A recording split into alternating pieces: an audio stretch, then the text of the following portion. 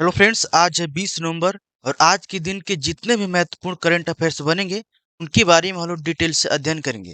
दोस्तों, वीडियो शुरुआत करें उससे पहले एक आपसे छोटी सी रिक्वेस्ट है। यदि आप नए हैं तो हमारे चैनल को सब्सक्राइब करें और बेल आइकन को प्रेस करें। दोस्तों, आइए हम लोग देर न करते हुए आज का महत्वपूर्ण सेशन स्टार्ट करते हैं। आइए हम लोग लेते हैं पहला पॉइंट मोस्ट इंपोर्टेंट, आप विशेष तौर पर ध्यान रखेंगे।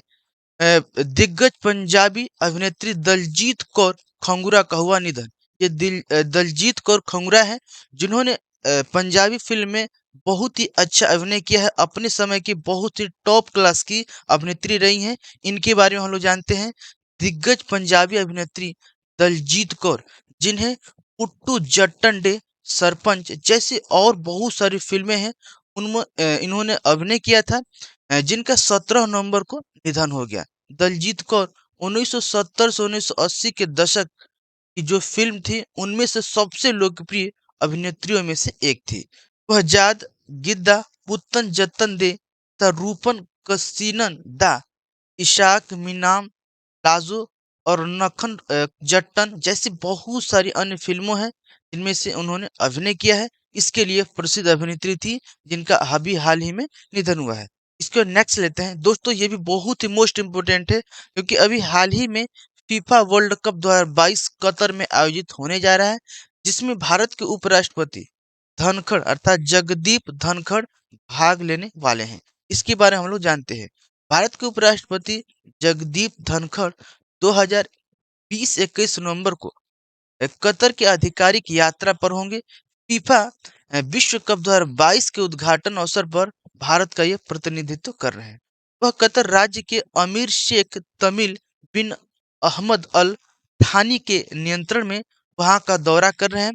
2023 में दोनों देशों की पूर्ण राजनयिक संबंधों के 50 साल पूरे हो रहे हैं। इसके उपलक्ष्य में जश्न भी मनाए जाएंगे। कब मनाए जाएंगे? 2013 में। दोस्तों, बात आई है फीफा की, तो फीफा क्या है इसके बारे में हम लोग थोड़ा जान लेते हैं। दोस्तों, फीफा विश्व कप, इसमें फुटबॉल से संबंधित मैच होता है। ये फुटबॉल का मैच होता है। इसकी शुरुआत 1930 में किया गया था। इसकी शुरुआत 1930 में किया गया था तथा इसमें कुल 32 देश भाग लेते हैं। अभी फिलहाल में पिछला विश्व कप 2018 को ये फ्रांस के अंदर हुआ था, जिसमें फ्रांस फुटबॉल टीम ने जीत हासिल की थी। आप इसको ध्यान रखेंगे। और इस समय कतर में होने जा रहा है। और सबसे अधिक इस खेल में जीतने की बात करें तो सबसे अधिक सफल टीम ब्राजील रही है। सबसे अधिक सफल टीम ब्राजील रही है, जिन्होंने 5 बार खिताब जीता हुआ। तो दूसरे स्थान पर ये आपका फ्रांस रहा है, जिसने 2 बार इसको जीता हुआ है। तो आप यहाँ से इन सारी बातों को विशेष तौर पर ध्यान रखेंगे। इसका नेक्स्ट लेते हैं। एक नई पुस्तक कारटून साहब अ सोल्जर स्टोरी ऑफ रेजियंस का विमोचन किया। दोस्तों, ये सोल्जर हैं जिन्होंने अपने लाइफ पर आधारित पुस्तक लिखा है। इनके साथ क्या घटनाएं हुई थी दोस्तों? युद्ध के दौरान वो स्वयं अपने पैर को काटने वाले मेजर जनरल कार्टोज ने नवंबर 2022 में अपनी नई पुस्तक का शुभारंभ किया है। दोस्तों, ये किताब के शीर्षक का नाम है कारटूज साहब a soldier story of resilience in adversity. दोस्तों, वह भारतीय सेना के पहले युद्ध विकलांग अधिकारी हैं जिन्होंने एक बटालियन और ब्रिगेड का कमान संभाला था अपने समय में। तो ये अपने युद्ध के दौरान घायल हुए और अपने पैर को काटे, फिर भी इनको भारत सरकार ने बटालियन का कमांडर संभाले हुए थे। अगला है, वाराणसी में 1 महीना तक चलने वाले काशी तमिल संगमम का उद्घाटन करेंगे प्रधानमंत्री मोदी। अभी दोस्तों हाल ही में 19 नवंबर को बनारस के अंदर काशी तमिल संगमम उद्घाटन 1 महीना चलने वाली यह कार्यक्रम है, जिसका अनावरण श्री प्रधानमंत्री नरेंद्र मोदी द्वारा किया गया है। यह आजादी का अमृत महोत्सव का एक भाग के रूप में भी आयोजित किया जा रहा है। संगमम दोस्तों 17 नवंबर से 16 दिसंबर 2022 तक निर्धारित किया गया है। ये चलेगा। इसमें होगा क्या दोस्तों? ये बनारस अर्थात काशी और तमिलनाडु के संस्कृति को मिलाकर, को मिश्रित कर कर यह एक आयोजन किया जा रहा है। इनका संगमम किया जा रहा है ताकि दोनों संस्कृतियों को देश के सामने एक साथ प्रस्तुत किया जा सके। इसी को प्रस्तुत किया जा रहा है। इस आयोजन के अंतर्गत दोस्तों कार्यक्रम का आयोजन की अगर बात करें तो शिक्षा मंत्रालय भारत सरकार द्वारा किया जा रहा है तथा इसका मेजबानी कर रहा है बनारस हिंदू विश्वविद्यालय अर्थात बीएचयू द्वारा इसका मेजबानी किया जा रहा है। आप इसको ध्यान रखेंगे। इसके बाद अगला पॉइंट लेते हैं। अगला है पीएम मोदी ने अरुणाचल में 600 मेगावाट विद्युत बिजली परियोजना का किया अनावरण। दोस्तों ये प्रधानमंत्री हैं जिन्होंने अरुणाचल प्रदेश के अंदर 600 मेगावाट विद्युत परियोजना का अनावरण किया है। 19 नवंबर 2022 को प्रधानमंत्री श्री नरेंद्र मोदी ने अरुणाचल प्रदेश के पश्चिम कामेंग जिले में 600 मेगावाट कामेंग जल विद्युत परियोजना को राष्ट्र के लिए समर्पित किया। यह परियोजना 80 किलोमीटर से अधिक तक फैली हुई और लगभग 8,200 करोड़ रुपए की लागत में बनकर तैयार हुई है, जिसका इन्होंने अनावरण किया है। इस परियोजना में 2 बांध और 1 बिजली घर है, जिसमें 3,353 मिलियन यूनिट बिजली पैदा करने के लिए 150 मेगावाट की 4 यूनिट है। आप इसको ध्यान रखेंगे। इसके बाद अगला पॉइंट लेते हैं। अगला है दोस्तों बहुत ही इंपॉर्टेंट है। अभी हाल ही में 15वीं एशियाई एयर गन चैंपियनशिप हुआ है, जिसमें भारत ने विश्व रिकॉर्ड बनाया है। 28 में से 25 स्वर्ण पदक अपने नाम किया है। ये भारत के लिए बहुत ही बड़ी उपलब्धि है। इसको आप विशेष तौर पर ध्यान रखेंगे।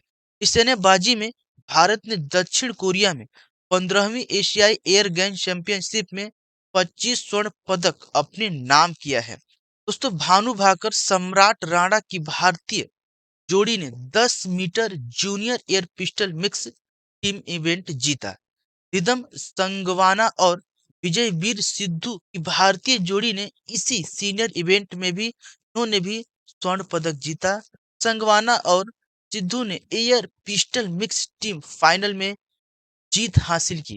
दोस्तों ये भारत के लिए बहुत ही अच्छा खबर है, बहुत ही अच्छा उपलब्धि कह सकते हैं कि भारत एयर गन चैंपियनशिप में इतने स्वर्ण पदक एक साथ जीता हुआ है। तो नेक्स्ट पॉइंट लेते हैं। बहुत ही मोस्ट इंपोर्टेंट पॉइंट है, इसको भी आप विशेष तौर पर ध्यान रखेंगे। रानी लक्ष्मीबाई की जयंती 19 नवंबर को मनाई गई। इनके बारे में हम लोग जानने का प्रयास करते हैं। रानी लक्ष्मीबाई का जन्म 19 नवंबर 1828 को वाराणसी में हुआ था। के बचपन का नाम था मणिकर्णिका तांबे। रानी लक्ष्मीबाई उत्तर भारत में झांसी की मराठा रियासत की रानी थी।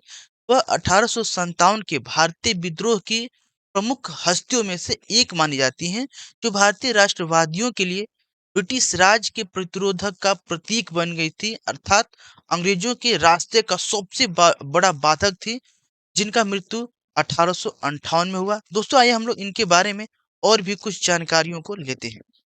दोस्तों अगर इनकी बात करें जन्म के समय क्या नाम था, तो इनके जन्म का समय था मरकड़िका तांबे था। इनके पिता का नाम था मोरपंत तांबे। ध्यान रखेंगे इनके पिता का नाम था मोरपंत तांबे, इनके पिता का नाम था। तथा इनके माता का नाम था भागीरथी सापरे। भागी भागीरथी सापरे इनके माता जी का नाम था। आप इसको ध्यान रखेंगे। दोस्तों इनके पति का नाम था, जिससे इनका शादी हुआ था, वो झांसी के नरेश महाराजा गंगाधर राव इनके पति का नाम था। आप इसको भी ध्यान रखेंगे। इसके बाद दोस्तों इनका मृत्यु की अगर बात करें, इनका मृत्यु हुआ था 17 से 18 जून 1858 को। 17 से 18 जून 1858 को इनका मृत्यु हुआ था। इनका मृत्यु का स्थान है ग्वालियर में। का मृत्यु स्थान ग्वालियर में हुआ था। आप इनके बारे में इतना विशेष तौर पर ध्यान रखेंगे। दोस्तों ये माना जाता है कि भारत की दूसरी शहीद होने वाली वीरांगना थी। इनसे पहले एक शहीद होने वाली वीरांगना का नाम था अवंती बाई। ये लोधी की थी, इनका निधन हुआ था। देखिए दूसरी भारतीय वीरांगना मानी जाती है जिन्होंने अंग्रेजों के साथ लोहा लिया था, जिन्होंने अंग्रेजों के नाक में दम कर दिया था। दोस्तों जब तक ये जीवित रही तब तक यह अपने राज्य झांसी पर अंग्रेजों का अधिकार नहीं होने दिया। इसके बाद आइए हम लोग नेक्स्ट लेते हैं। इसके बाद हम लोग लेते हैं दोस्तों इंदिरा गांधी की 150वीं जयंती 19 नवंबर 2022 को मनाई गई। ये भारत की प्रधानमंत्री रह चुकी हैं इंदिरा गांधी। आइए इनके बारे में हम लोग जानते हैं। 19 नवंबर 2022 को भारत की पहली और एकमात्र महिला प्रधानमंत्री इंदिरा गांधी की 150वीं जयंती को चिन्हित किया गया। आज ही के दिन 1917 में उनका जन्म हुआ था। वह स्वतंत्र भारत के पहले प्रधानमंत्री पंडित जवाहरलाल नेहरू की बेटी थी। उन्होंने जनवरी 1966 से 1977 तक, जनवरी 1980 से अक्टूबर 1984 तक उनकी मृत्यु होने के समय तक वो प्रधानमंत्री के पद पर कार्यरत थी। ये भी दोस्तों पूछता है कि वह कौन सी महिला प्रधानमंत्री थी जिन्होंने मृत्यु होने तक अपने पद पर आसीन थी, तो इन्हीं का नाम आता है इंदिरा गांधी का। इसके बाद नेक्स्ट पॉइंट लेते हैं। नेक्स्ट पॉइंट है विश्व शौचालय दिवस 19 नवंबर को मनाया गया। दोस्तों ये भी मोस्ट इंपोर्टेंट है, पूछता है कि अंतर्राष्ट्रीय शौचालय दिवस कब मनाया जाता है, तो 19 नवंबर को हर एक साल अंतर्राष्ट्रीय शौचालय दिवस मनाया जाता है। विश्व शौचालय दिवस हर साल 19 नवंबर को मनाया जाता है। यह दिन भूजल पर स्वच्छता संकट के प्रभाव को ध्यान रखते हुए, इस पर केंद्रित करते हुए इस दिवस को मनाया जाता है। वह 13 से प्रतिवर्ष आयोजित होने वाला यह अनुष्ठान शौचालय का जश्न मनाता है और सुरक्षित रूप से प्रतिबंधित स्वच्छता तक पहुंच को बनाए रखने के लिए 3.6 मिलियन लोगों के बारे में जागरूकता बढ़ाता है। हर एक साल लोगों के बीच में जागरूकता बढ़ाता है कि हम अपने भूमिगत पेयजल को कैसे सुरक्षित रखें तथा अपने वातावरण को स्वच्छ कैसे रखा जा सकता है। इसके लिए आपको विश्व शौचालय दिवस मनाया जाता है। दोस्तों इस साल 2022 का प्रमुख इसका थीम है मेकिंग द इनविजिबल विजिबल। आप इसको विशेष तौर पर ध्यान रखेंगे। इसके बाद दोस्तों हम लोग आज जानते हैं मैपिंग के बारे में। मैपिंग न्यूज में हम लोग आज जानेंगे पाक जलडमरू मध्य। ये बहुत ही इंपॉर्टेंट है। पाक जलडमरू मध्य कहाँ किसके बीच में, उसको हम लोग जानने का प्रयास करते हैं। दोस्तों आपको हम थोड़ा सा दिखा दें कि पाक जलडमरू मध्य यहाँ से यहाँ तक जो क्षेत्र दिखाई दे रहा है ना, ये श्रीलंका और भारत के बीच में पाक जलडमरू मध्य है। आइए हम लोग इसको जानते हैं। पाक जलडमरू मध्य भारत के तमिलनाडु राज्य और श्रीलंका के द्वीप के उत्तरी प्रांत जाफना जिले के बीच एक स्थित जलडमरू मध्य। देखिए ये जाफना है, ये श्रीलंका का, और भारत का ये वाला क्षेत्र आपका तमिलनाडु का क्षेत्र है। इनके बीच में यह जलडमरू मध्य है। यह उत्तर पूर्वी में बंगाल के खाड़ी को पाक खाड़ी से जोड़ता है। जलडमरू मध्य का नाम रॉबर्ट पाल के नाम पर रखा गया, जो कंपनी राज काल के दौरान मद्रास के गवर्नर थे। इस सेशन में 1755 से 1763 के बीच में यहाँ के गवर्नर थे। उन्हीं के नाम पर पाक जलडमरू मध्य रखा गया। तमिलनाडु में वैगई नदी पाक जलडमरू में बहती है। आप ध्यान रखेंगे वैगई नदी तमिलनाडु की है, इसी पाक जलडमरू में प्रवाहित होती है। आप इसको ध्यान रखेंगे। इसके बाद नेक्स्ट लेते हैं, और ये स्टैटिक जीके का क्वेश्चन है। इसमें हम लोग जानेंगे FATF के बारे में। दोस्तों इसका फुल फॉर्म होता है फाइनेंशियल एक्शन टास्क फोर्स। एक अंतर सरकारी गठन है। इसकी स्थापना की बात किया जाए, इसकी स्थापना 1989 में G7 राष्ट्रों की पहल पर मनी लॉन्ड्रिंग से निपटने के लिए, नीति विकसित करने के लिए और कुछ हितों को बनाए रखने के लिए इस संस्था का आयोजन किया गया। 2001 में आतंकवाद के वित्त पोषण को शामिल करने के लिए इसके जनादेश का विस्तार किया गया। अगर हम बात करें इसके अध्यक्ष की, इसके अध्यक्ष हैं टी राजकुमार तथा इसका मुख्यालय है पेरिस, तथा इसकी स्थापना हुई थी 1989 में। तथा इसके कितने सदस्य देश हैं, तो इस समय इसके सदस्य देश 39 है। आप इसको विशेष तौर पर ध्यान रखें। तो दोस्तों ये था आज का प्रमुख करंट अफेयर्स। हम आशा करेंगे कि जो भी हमने इस सेशन में क्वेश्चन लिया है, आपको बताने का प्रयास किया है, आपको अच्छे प्रकार से समझ में आए होंगे। दोस्तों आज के लिए बस इतना ही। मिलेंगे कल के नई रोचक घटनाओं के साथ। तब तक के लिए जय हिंद।